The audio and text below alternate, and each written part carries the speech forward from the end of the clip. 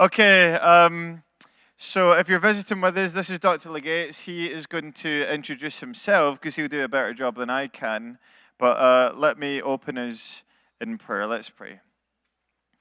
Our Father in heaven, we thank you for what we've just heard as we've been thinking about today the person and work of our Lord and Savior, Jesus Christ. And now, Lord, as we have this talk from Dr. Legates, we pray that you would help us to focus, that this would be profitable to us, and that what is said would bring glory to your name. We pray in Jesus' name. Amen. Well, thank you very much. I just talked to the Home Office in Collierville, Tennessee. They said the clear thinking about climate change has now gone up to $20. However, we have a special deal. If you go outside and you see it in a box marked free, you can take one for free. So that's a discount of $20 now by just going out and picking it up before you go home. So thank you very much. Well, welcome. I am David Legates. I am recently retired from the University of Delaware. I was at the University of Delaware for, wow, it seems forever, 22 years. Before that, I was at the University of Oklahoma, Louisiana State University, and I did a sabbatical leave at the University of Virginia. So I've been around quite a bit. What I'm going to talk to you tonight, unfortunately, if you've come in to view on the evening shift, this is like coming into a movie and we're already 2/3 of the way through.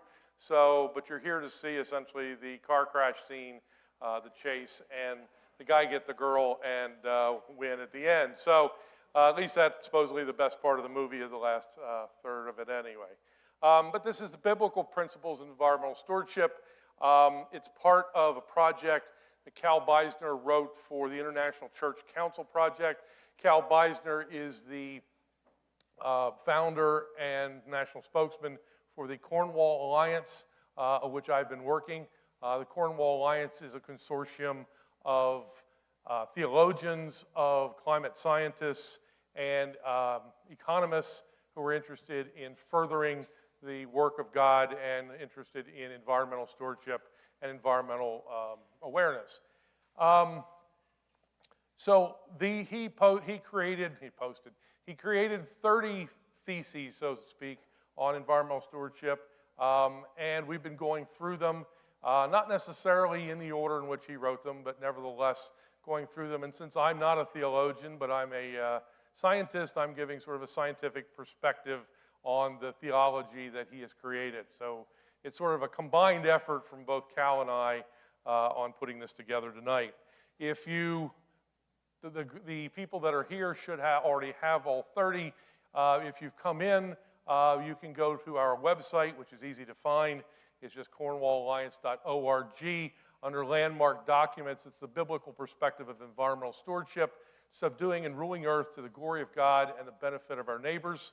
It's written in a we affirm and we deny framework, so we say what we believe and also what we deny. And if you guys in the back can shrink that down just a little bit, I think it would fit perfectly. So we've done this in 3 parts. The first part is the relationship between God, humans, creation, and mandate God gave to Adam in Genesis 1 and 2. Part 2 is how humans are to interact in a godly manner with the rest of creation. Thank you very much. And part 3, which is what this is going to be, is the interaction between human activities and policies, environmental stewardship, and the poor. So away we go with part 3. So number 12, where we left off, we affirm that the comprehensive understanding of the relationship between God placing Adam in the garden to cultivate and guard it, and God commanding Adam and Eve to subdue and rule everything in the earth entails a growing population that spreads out from the garden to transform the earth from wilderness to garden. The idea is God created Adam and then Eve and did not expect the two of them to remain as the only humans on the planet. They were told to go forward and multiply, and that they did. So they affirm, therefore, that a comprehensive understanding was that that's what they did, and that their goal was to convert the world, or to convert garden from Eden, to keep the garden cultivated and dominate. We deny, however, that biblical earth stewardship is limited to keeping earth in the condition in which man finds it. That is, we deny that, as many environmentalists put it, nature knows best, and its transformation by humans is wrong or harmful.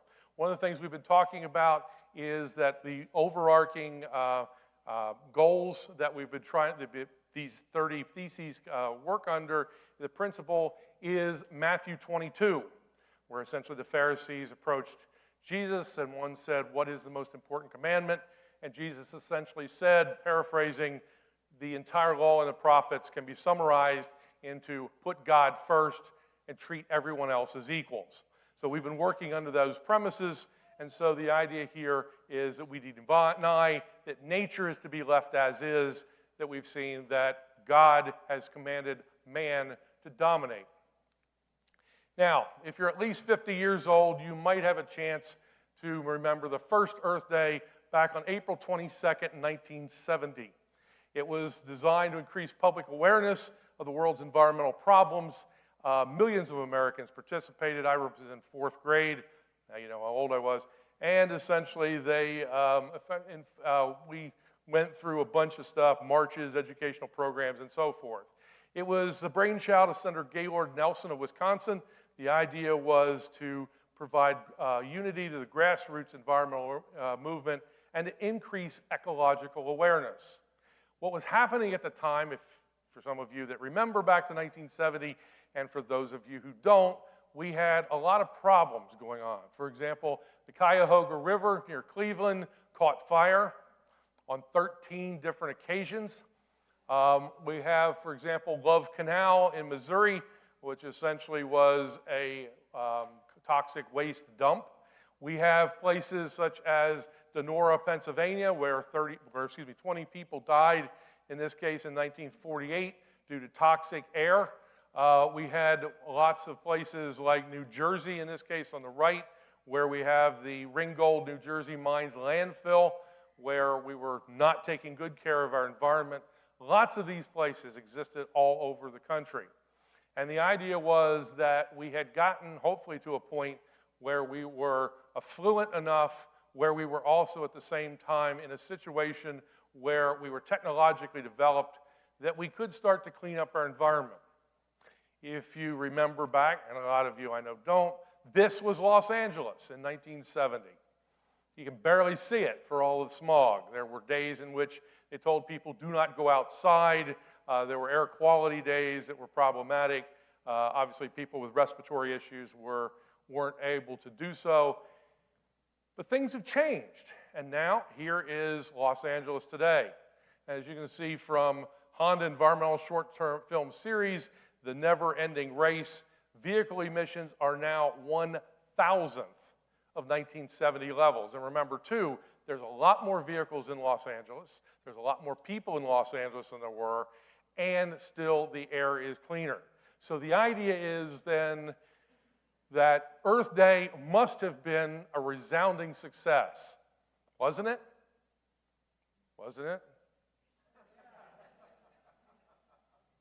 Whoop, no sound. What happened?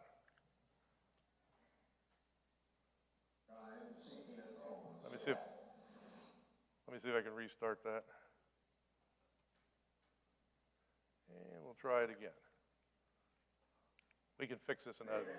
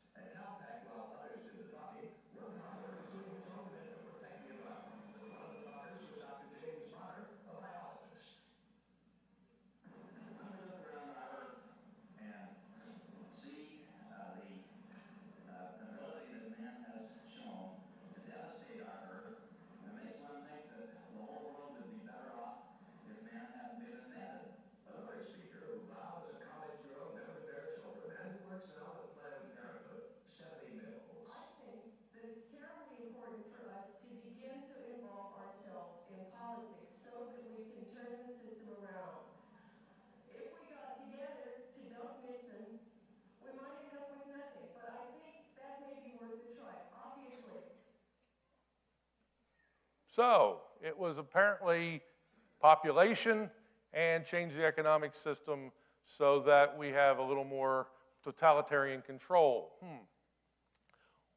We actually should have seen this coming. You see, a year before this, there was a book came out by Paul Ehrlich called Eco-Catastrophe. And in that book, he wrote, most of the people are going to die in the greatest cataclysm in the history of man have already been born. By 1975, some experts feel that food shortages will have escalated the present level of world hunger and starvation into famines of unbelievable proportions. Other experts, more optimistic, think the ultimate food population collision will not occur until the decade of the 1980s. Dennis Hayes, who's the chief organizer for Earth Day, said, it is already too late to avoid mass starvation. On Earth Day, Mademoiselle magazine came out, and in there was an article by Paul Ehrlich. And he said, he wrote, population will inevitably and completely outstrip whatever small increases in food supplies we make. The death rate will increase until at least 100 to 200 million people per year will be starving to death during the next 10 years, which was 1971 to 1980. And the next month he wrote in The Progressive, between 1980 and 1989, some 4 billion people, including 65 million Americans, would perish in the great die-off. I remember when that happened. No, I don't, because it didn't happen. That's been the issue with this. We are always told the end is right here, right now, except it's not. And that's what they were telling us back then. The question is, why did they get that so wrong? Well, the other question is why do they keep getting it so wrong? Well, the idea is this whole concept of population being bad has not gone away. This was Vogue magazine just 2 months ago. Have babies become a luxury item? That's okay. That's actually better than the British version of Vogue that came out 2 years ago, which said, is having a baby in 2021 pure environmental vandalism? God. Now, I am supposed to warn you, I'm about to put up an equation, okay? According to the nurse, she said, if you're starting to feel lightheaded, please put your head between your knees. It'll cause blood flow back to your head. If you start to feel queasy, please leave the building, because the university nor BWSC staff want to clean up after you. Now, the equation I'm going to show you has a technical name, but I call it it's the wicked equation, after the wicked servant of the parable of the talents. And there it is. It's called the Ehrlich-Holdren equation because Ehrlich and Holdren both came out with it. Ehrlich is the gentleman you saw earlier who wrote all those articles. Holdren was actually between 2008 and 2017 the director of the Office of Science and Technology Policy at the White House. So the question is, why is that simple-looking equation so evil? Or evil, as some people say. Well, first of all, you've got to understand what the variables are. The first variable is I. That's environmental impact. Environmental impact is always bad. So as I increases, it means the environment is getting bad. And I is going to increase because of increases in P, A, and T. So what are P, A, and T? Well, you probably have guessed what P is, and that's population. The more people you have, the bigger environmental impact you're going to have. The second one is affluency. And the third variable is technology. So if you read the equation and you take it to its logical conclusion, what it says, for us to have a minimal environmental impact, we need to have very few people on the planet, and those that we allow to stay on the planet are therefore should be as poor as dirt and technologically disadvantaged. Think of the poorest people on the planet right now, the subsistence living and how they live. That's how they want humans to live. Very few of them, very poor, no technological advances. the earth would do very well without it. You heard the other gentleman say moments ago, it would be probably better if they weren't invented. I like this word invented, actually, maybe. But nevertheless, it would have been better if humans had never been invented. Do you think God believes that way? I don't think so. God told us to be fruitful and multiply. And I didn't see anything about necessarily stopping. Well, the reason this equation is in particular so evil, not only is because it does, or it suggests that we should keep people poor, technologically disadvantaged, and few in number, which means we should allow, taken to its logical conclusion, we should allow such things as abortion, euthanasia, and so forth. And I come from Delaware, which is probably one of the most bluest states in the nation. We have 2 pieces of legislation going through right now. I think they'll probably pass. One is assisted suicide. I remember back in the days of Jack Kevorkian in Michigan. He was arrested for serving as a doctor helping people to commit suicide. Under Delaware law, should it pass, you can commit suicide and they'll send you the stuff in the mail. I think they might use FedEx if you really need to get off, but in any event. It's scary as to what they start to think humans are. The second piece of legislation that I'm pretty sure is going to pass is something called human composting. The idea is when people die, we either bury them in the ground, that takes up space and natural resources, or we cremate them, which unfortunately converts them immediately to carbon dioxide, which, as we'll learn shortly, is an evil gas that we've got to stop at all cost. He says, you know, that's tongue-in-cheek. But the idea is that Delaware wants to allow a third option, and I'm sure eventually it will become the only option. And I'll just say it's human composting is the way it's phrased, but it's not composting in any way in which you have ever heard of composting. And there are young ones in the room, and so I won't talk about it in detail, but just imagine the worst horror movie you can, and there you are. And that's legislation. They've also talked about, they've not proposed it yet, but allowing 5th trimester abortion. I said that correctly, 5th trimester. Imagine if you have a 4-month-old and you don't want the child anymore. Well, you can see. In any event, they really hate people.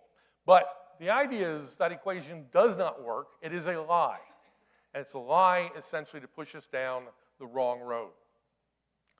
Here's world population. The graph starts about 6,000 BC, works over to 2100.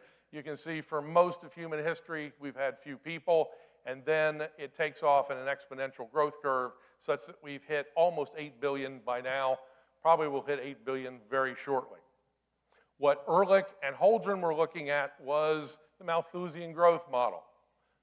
Food population or food production increases, human population explodes exponentially. At some point, the human population overstrips the food production, and that's where you get the Malthusian catastrophe, where you can't feed the number of people, and the great die-off would have occurred. But it never did. Why was that? Well, because something happened on the way to catastrophe. And that was the growth rate didn't continue the way it had. Here you can see a graph. This is going from 1950 on down, extrapolated out to 2100. This is our growth rate. Here you can see a big drop. We talked about that last time. That's the Great Leap Forward famine in Mao's China, with 30 million people dying, so there was a big drop. But somewhere around 1961, things started to change. And in fact, you can see how this curve started to drop. So we were up around 2% increase per year. By 2014, which is when the graph actually ends, we were almost down to 1%. And their projection is by 2100, the growth rate will be somewhere inside of 1/10 of 1%. So the explosive growth rate actually slows down. And we'll see in a moment why that is. What actually happens is the population dynamics. Early on in pre-modern stage, what happens is you have very high birth rates because you have a very high death rate. Most people have 14 kids because 12 of them are not going to live to the age of 12. They're likely to die of dysentery, they're likely to die of starvation or something else. So if you want to keep the population going, you have to have lots of kids. So the birth rate is high, the death rate is high, and so the total population remains low. Then what happens at some point, we begin to hit an industrialized society. And industrialization happens, the death rate starts to drop. We start to get technological advances, we start to keep people alive longer. All of a sudden, you don't need to have 14 kids anymore, but you're still having 14 kids, so the total population starts to rocket upward. When you get to mature industrial, we start to realize this, and so while the death rate is low, now the birth rate starts to come down. And at some point post-industrial, you can see the total population has plateaued off. The birth rate effectively equals the death rate, and so we have a stable population. You'll notice it says stage 5. There's some concerns now that maybe there is a stage 5, that what happens post-industrial, I don't know what we would call that, but in any event, you'll notice the total population actually starts decreasing. Because what happens, and is what is happening now in many countries, the United States, for example, many countries in Europe, is in fact they're not reaching the maintenance of the population. In other words, there are more deaths than there are births, and so for every person that dies, there's actually only 0.8 or 0.9 people being born. So what happens then is you can see in blue, the birth rate starts to decrease, the death rate is sort of fixed, and so what actually happens is the population starts to shrink. And in fact, in these developed countries, we're starting to see that if immigration weren't happening, that the actual total population would in fact be decreasing. But Ehrlich and Holdren did not consider that. Their idea was the population would always increase, you would never be able to catch up, and at some point, we'd have to start killing off people because we just couldn't feed them. The other lie about the equation involves what's called the Kuznets curve. This is environmental degradation on this axis. This is per capita income, or both technological advancement here.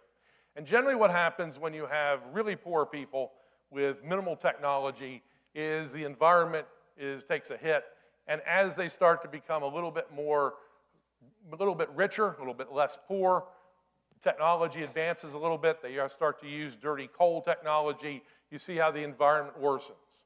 So according to Ehrlich and Holdren, the idea is you want to keep people poor, you want to keep people technologically disadvantaged, so at the very least we can stay down in this part of the curve. There's a problem. After a certain point, the curve actually turns over. And that is, once you get past a certain point, you are rich enough, or you're not poor enough, that you can start to spend time and effort on building essentially your environment back. Environment is a costly good, keeping clean environment. If you're looking in a sustainable environment, because you have virtually no money and no technology, you will fight to get food, clothing, shelter, and security. And the environment, well, tough. That's just not able to fit into the equation. Once you've secured food, clothing, shelter, and security, then you can spend time and effort cleaning up the environment. It's why, for example, when you look at India, for example, the Ganges and the Brahmaputra basins essentially serve both as the water supply and the wastewater exit for the location. It's very dirty water. You'd say, why don't they clean it up? Because they're dirt poor. They're worrying about food, clothing, shelter, and security. They can't afford a clean environment, which is a costly good. Make them not be poor, move them out of being poor, give them technological advancements, and they can come over the heap, and the environment will start to improve. So the idea is not necessarily keep everybody poor and technologically disadvantaged, but make them rich enough that they can then afford to spend some of the energy and money on cleaning the environment because they don't have to worry about food, clothing, shelter, and security.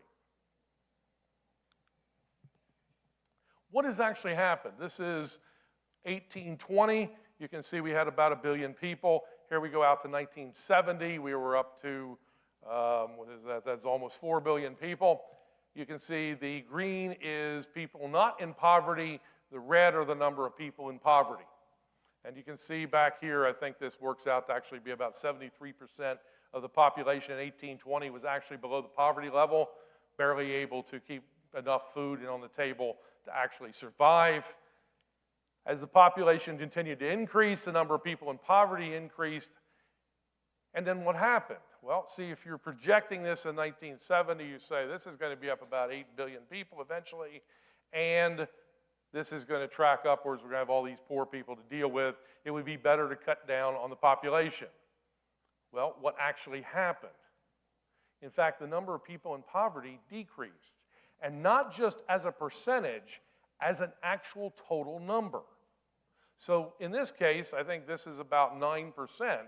So now, 2015, which is there now, 2015, there was 9% of the population of the planet was actually in abject poverty, which is a far cry from the 73% that we had out here. Shown a little differently here, you can see this is total population, 100%. Here's our 79% here that were in poverty in 1820, and by here's an update to 2018, you can see it's down now to 9%. So the question is, how did we get that curve to drop? It wasn't by killing people off, because the population continued to grow. We've hit almost 8 million people. It wasn't by making them poor, and it wasn't by getting rid of technology. In fact, it was by enhancing technology and allowing people to afford it. Here, for example, is corn yields in the United States. This starts off in 1866, 1880, 1900, 1920, 1940. You can see that number is about 2 tons per hectare, and it remains relatively constant. And then in 1940, this starts to rocket upward. By the time we get to the end, which is 2014, we're up to 10 tons. It's a 5-time increase. 1 hectare of land in 1940 is producing 1/5 of what it produced in 2014. We're able to produce more crop, in this case corn in the United States, on the same piece of land 5 times as much. That's technology. That's agricultural technology. That feeds the world.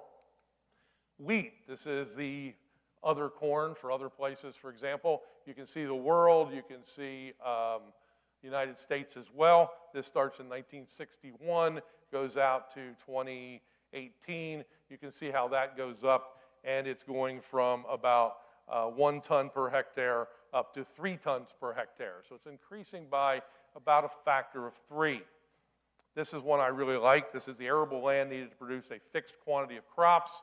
Here we are in 1961. We're going to call that 1. And by the time we get out to 2014, we are at 1/3 for the world.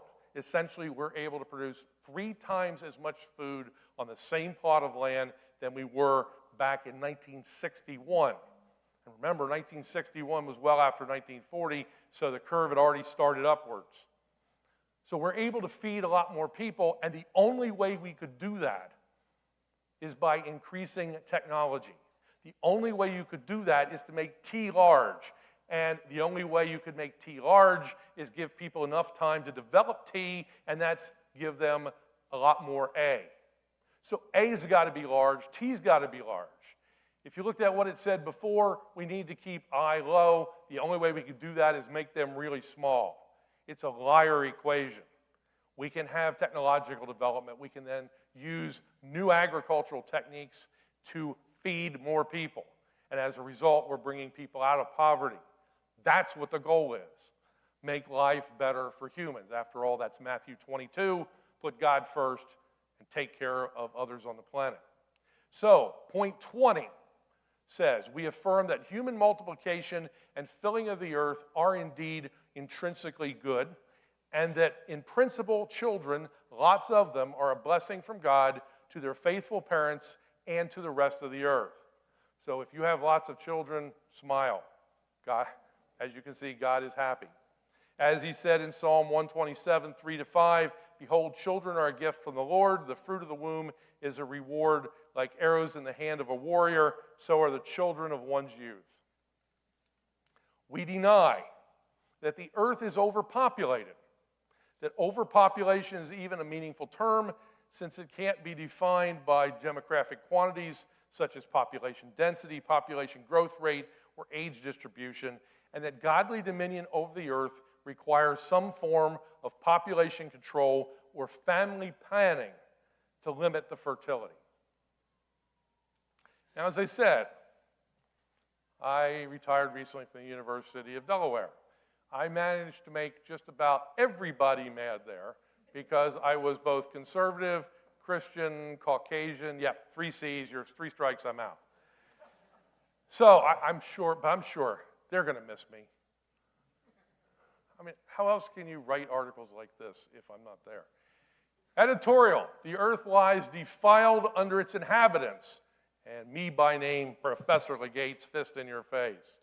This was written by Shania Slater, and she wrote, this is a quote that apparently I made 11 years ago.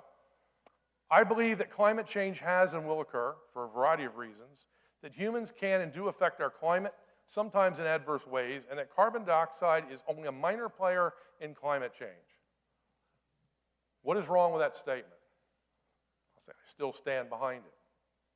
I don't think there's anything wrong with it. It's as namby-pamby as anything I've ever said. Okay, it's milquetoast. I'm saying I believe climate change has and will occur for many reasons. I don't say what they are. Humans can and do affect our climate, sometimes in adverse ways. And that carbon dioxide is a minor player in climate change. Maybe that's the one they object to. The problem always is, at least they get your name right. Well, they apparently couldn't get my name right. Oh, well. Maybe next time. She goes on to write, the review has written at length about Legates' affiliation with the Cornwall Alliance, an anti-environmentalist evangelical Christian public policy group which denies anthropogenic climate change and advocates a literalist interpretation of the Bible. As the good book says, Professor Legates, I hate that phrasing.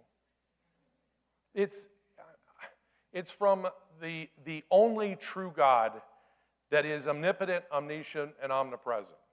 Okay? So it's either the most important book ever written and exists anywhere in the universe, or it's a pack of lies. It can't be anything in between. So I hate when they refer to it as the good book. In any event, that's what she said.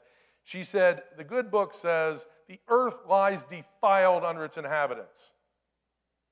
The climate change catastrophe is already upon us. It is not some far-off future event that will affect some obscure, distant nation.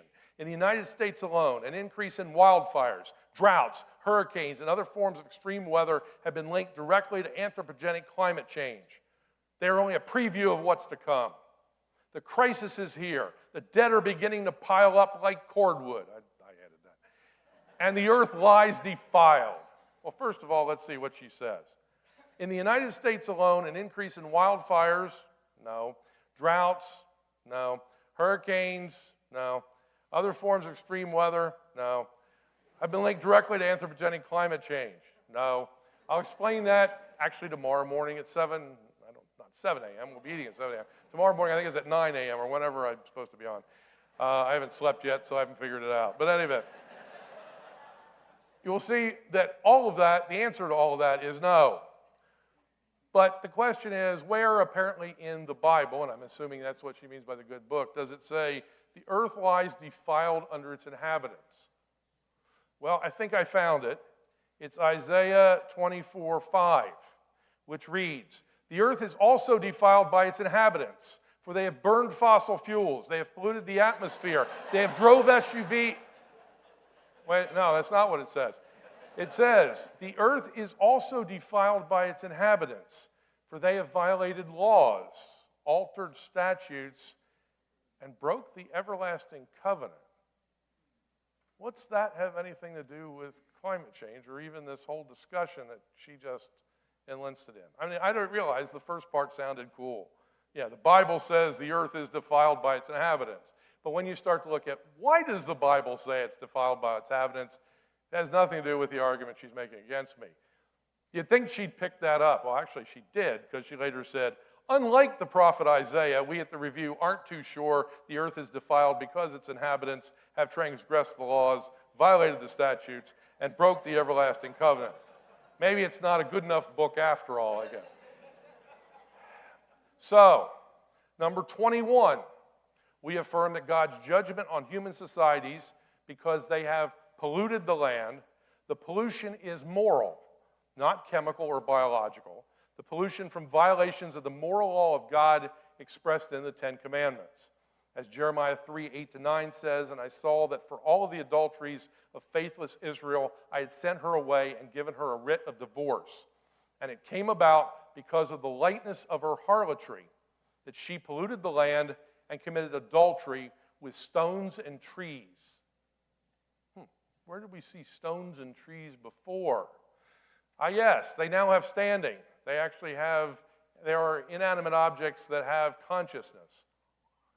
Well, man, maybe Jeremiah was very much ahead of his time, wasn't he? Here is another Jeremiah quote, Jeremiah 16:18. "I will first repay them double for their wrongdoing and their sin, because they have defiled my land. They have filled my inheritance with the carcasses of their detestable idols and their abominations." Yet again, what we're talking about, defiled the land, is not pollution in our sense of the pollution. It's pollution in the sense of idols and abominations to God. We deny the biblical prophet's concerns about the pollution of any land focuses significantly on chemical emissions from agriculture or industry. Although prudent study of the risks of those posed to human and ecosystem health is a worthy task and lead to proper efforts to balance risks and benefits. So it doesn't mean we just ignore it, but it says, look, we deny that the Bible is saying it, but we need to look closely at it because maybe we can make the world a better place, and that fits in with Matthew 22, put God first, take care of others. The Guardian, this is how your world could end. Well, at least it's not by flood, which we're sort of given an assessment.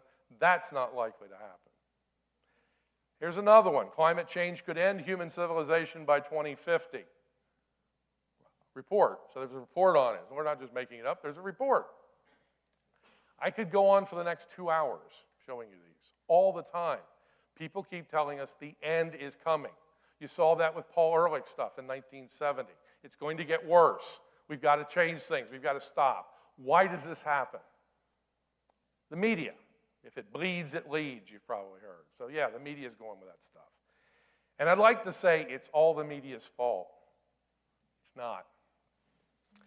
A number of years ago, I was asked to write a chapter in a book. It's on scientific controversies, and so you can see it's on climate change, which is why they asked me.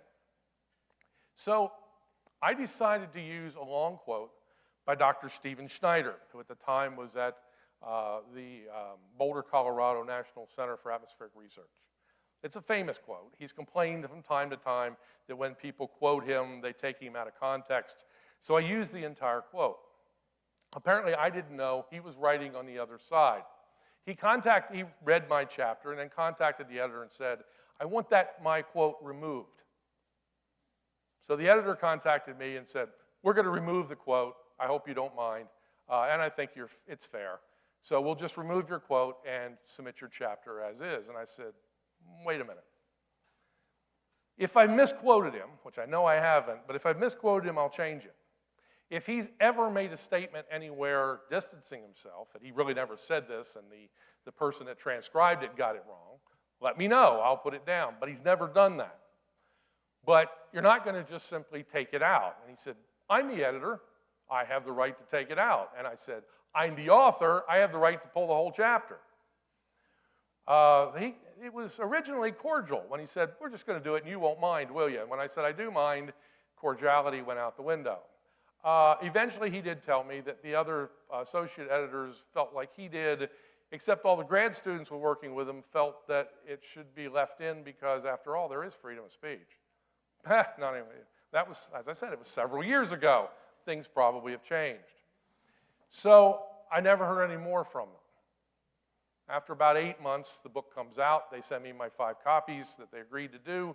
I open the book and I look, and yes, my chapter is still there. I go down and I look through the pages, and this is where the quote should be, and it's still there. So now let me show you what that quote is and why Stephen Schneider wanted it removed. Here it is. This was in Discover magazine in 1989. On the one hand, as scientists, we are ethically bound to the scientific method, in effect promising to tell the truth, the whole truth, and nothing but, which means that we must include all the doubts, the caveats, the ifs, ands, and buts. On the other hand, we are not just scientists, but human beings as well. And like most people, we'd like to see the world a better place, which in this context translates into our working to reduce the risk of potentially disastrous climate change. To do that, we need to get some broad-based support to capture the public's imagination. That, of course, entails getting loads of media coverage. So we have to offer up scary scenarios, make simplified dramatic statements, and make little mention of any doubts we might have. Each of us has to decide what the right balance is between being effective and being honest. I hope that means being both. Well, I hope it means being both too. But if push comes to shove, one wins, and that's being honest. I don't care whether you're a Christian, whether you're a scientist, whether you're an atheist, it doesn't matter. If you start to lie, people are going to see through it quickly and dump you. It's the biggest problem in Christianity is that if Christianity people lie, then they destroy their witness to other people. Science has done the same thing. You can look now around the world of science. They've been lying to people for a lot of times, telling them we know what's going on, and it hasn't. And that's why now everybody's saying, well, why is all of a sudden nobody has faith in science? Because they've been lying. That's the problem. We'll see more about this when I talk to you on Friday about climate change. But in any event, this is the kind of thing that's actually going on in science and climate change, has been going on for some time. Now you're starting to see it in the Centers for Disease Control and other places and so forth. I'll give you another example. I didn't throw a slide up for it. Essentially, there's a scientist at MIT. He's very big in sea level rise. He signs a document that's a petition to get policymakers to work on climate change because sea level rise is going to be out of control. And in there it says, we know as scientists that sea level rise is directly attributable to increasing concentrations of carbon dioxide. Therefore, we must stop the amount of carbon dioxide in the atmosphere. Within the week, an article appears in a major professional journal written for scientists, so you're probably not going to see it. And in there, he lays out all the case of trying to connect carbon dioxide to sea level rise, and at the end he concludes, as much as I'd like to say it, we have no direct connection yet between sea level rise and carbon dioxide. So in the scientific argument, there's no connection. But when we put together a petition for policymakers to act on, it's there, we've proven it, act now. This is the problem. You keep lying and your witness is gone. So number 29, we affirm that truth-telling is a moral obligation and that sound environmental stewardship depends upon it. We deny that intentional exaggeration, as practiced by many environmental advocacy organizations, or, the other side of the coin, minimization, as practiced by many industries of the environmental risks or the effectiveness of various means of addressing them, is righteous. I don't care what side of the coin you're on, I don't care what your belief is, you've got to tell the truth. You can then step back and say, and here's what I believe it means, but the truth has to live. And that's why, if you think about Christ, he said, I am the way, the truth, and the life. I am three things, truth is one of them. If you want to be Christ-like, truth has got to be part of it. We've talked a bit about risks. So let me ask the question, is it right to take risks for the cause of God? Should Christians be taking risks? What do I mean by risk? Well, risk actually doesn't appear until the 1600s in the English language. It's defined as hazard, danger, peril, exposure to mischance or harm. Business risk is a little bit more useful. It says the exposure a company or organization has to factors that will lower its profits, lead it to fail, or that threatens a company's ability to achieve its financial goals. Now, in this case, I can't just simply substitute Christianity in there because Christianity is not looking for profits and will not fail just because of this. But think about it. It's things that would undermine our conveyance of the gospel. Should we therefore take risks? Well, we go back to the parable of the talents. I keep coming back to that, of course. And we know that we've got 3 people, 3 servants. One was given 5 talents. One was given 2. One was given 1. The master leaves, comes back. The one with 5 has 10. Here's your 5 back. Here's 5 more it's made. We're never told how those additional 5 occurred. I'm sure there had to have been some risk. It couldn't just magically appear. But nevertheless, we don't know how that happened. The same with the servant with 2. He's got his 2 back. He's got 2 more. Well done, thou good and faithful servant.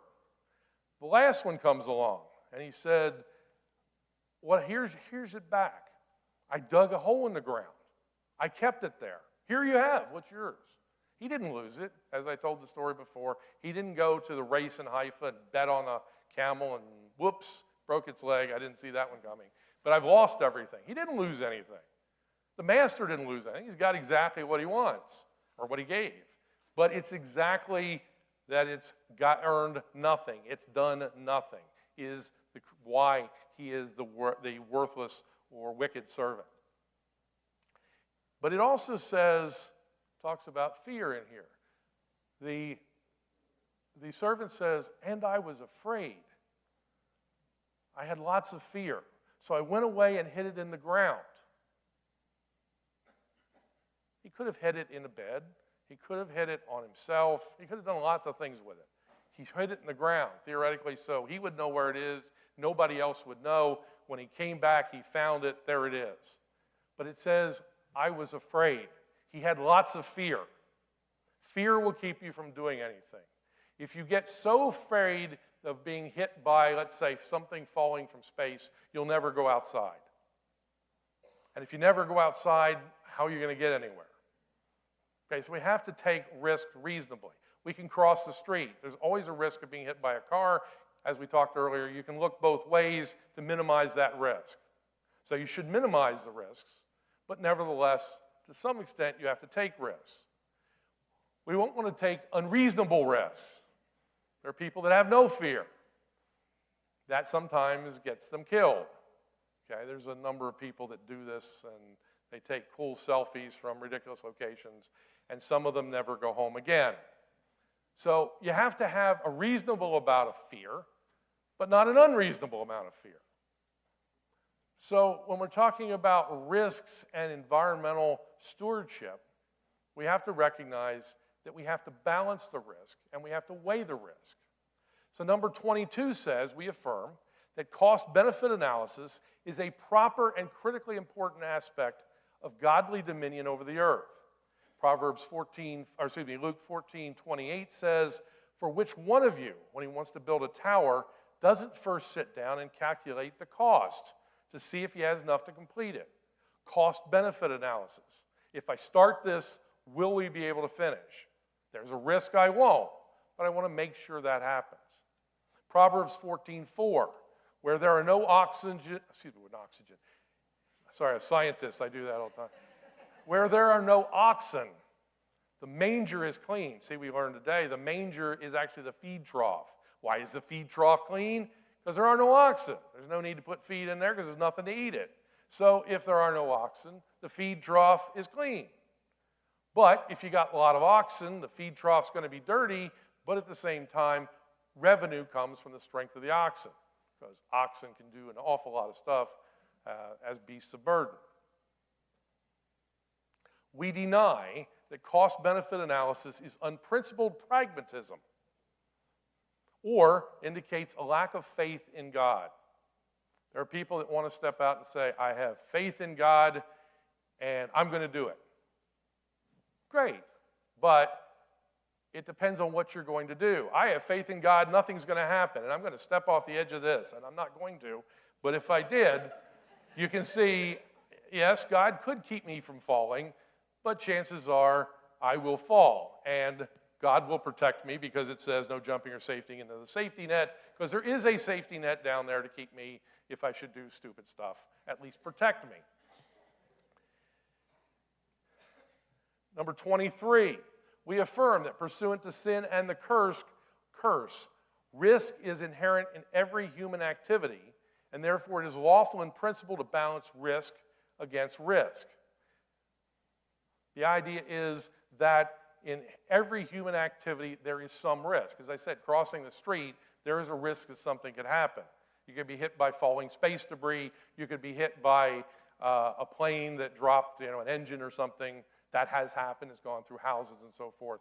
But you calculate the risk. We deny that the mere existence of risk is an activity makes it immoral in principle.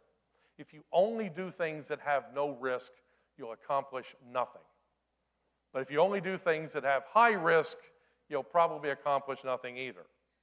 So the idea is we've got to balance risk and make sure that we do a cost-benefit analysis. Number 24, we affirm that proper environmental prioritization will address greater risks before lesser risks and take into account the opportunity costs of fighting various risks. That is, that it will recognize that since resources spent to reduce one risk cannot be used to reduce another, it is wise to allocate resources where they will achieve the greatest risk reduction. If we had all the money in the world, we could do everything. Most of us don't have it. I certainly don't. So we have to decide what we're going to do. And the idea is to use it to minimize the greatest risk. I have CCM behind my name. It stands for Certified Consulting Meteorologist. So what I tend to do from time to time is I work on court cases, and I testify in court. That's why I hate lawyers. Any event, but they do pay me from time to time, which is a good thing. We went to one lady's house in New Jersey, and we were talking to her, and she had some people working on the windows. And apparently, she didn't like the fact that the windows weren't, that it's an old house. The windows are starting to become disconnected and so forth. So she was having them regrouted. And as we're standing there, I looked up, and I can actually see through the roof, and I can see the sky outside. And I said to her, wait a second, why is there a gaping hole in your roof? It had a blue tarp, but the blue tarp had blown back in the wind. And she said, oh yeah, about a year and a half ago, a tree fell, and I haven't gotten it fixed yet. And I'm thinking, okay, let's think of risk. She's got a gaping hole in the roof, and she's worried about the grout on the windows. She's not doing a good job of balancing risk. We deny that spending vast resources to reduce small risks, when those resources could be spent to reduce greater risks instead, is good environmental stewardship. In that case, she wasn't showing very good household stewardship. 25, we affirm that environmental policies that address relatively minor risks while harming the poor, such as opposition to the use of abundant, affordable, reliable energy sources like fossil fuels in the name of fighting global warming, the suppression of the use of safe, affordable, and effective insecticides like DDT to reduce malaria in the name of protecting biodiversity, and the conversion of vast amounts of corn and other agricultural products into engine fuel in the name of ecological protection constitute oppression of the world's poor. We deny that the policies named, and many others like them, are morally justified. So there are four basic principles of biblical stewardship. We talked about the principle of ownership, that when God brought all of the animals to Adam, he let him name them. He couldn't let them create because Adam had no ability to create any of them, but he got a buy-in. You name them, there's some ownership in there, you'll take care of them. The principle of responsibility. Now that you've been put in charge of them, it's your responsibility to make sure that the earth is dominated and that the earth is taken care of. The principle of accountability. At some point, the master came back and demanded the slaves give an accounting of how much they had. Same thing with us. We will all be held accountable to the judgment of what we've done with what we've been given. And finally, the principle of reward. As Colossians 3:23-24 says, whatever you do, do your work heartily, as for the Lord and not for people, knowing that it is from the Lord that you will receive the reward of the inheritance. It is the Lord Christ whom you serve. So number 30 is we affirm that godly dominion is a responsibility for everyone at all times. As I told the story of my friend's son, you don't take care of the Titanic. You don't rearrange the deck chairs. You don't polish the brass. Let it go down. We're not told to let it go down. The only time we're told that the game changes is when it ends. There's an old story. You play till the last whistle blows or until you're taken off the field. So in the game of life with God, we keep doing what he tells us until he calls us home or until we get to the end of time, whichever comes first. We deny that the expectation of divine judgment in whatever eschatological, I got it right the first time, eschatological framework negates the need for biblical earth stewardship. So whatever you believe, if your expectation of divine judgment, none of it ever negates the need for biblical earth stewardship. So the final question I want to leave you with, I got about 5 minutes, I believe. What is the most important environmental task facing Christians in America today? For most of you, you've seen me talk almost 3 hours now. That question should be answered easily.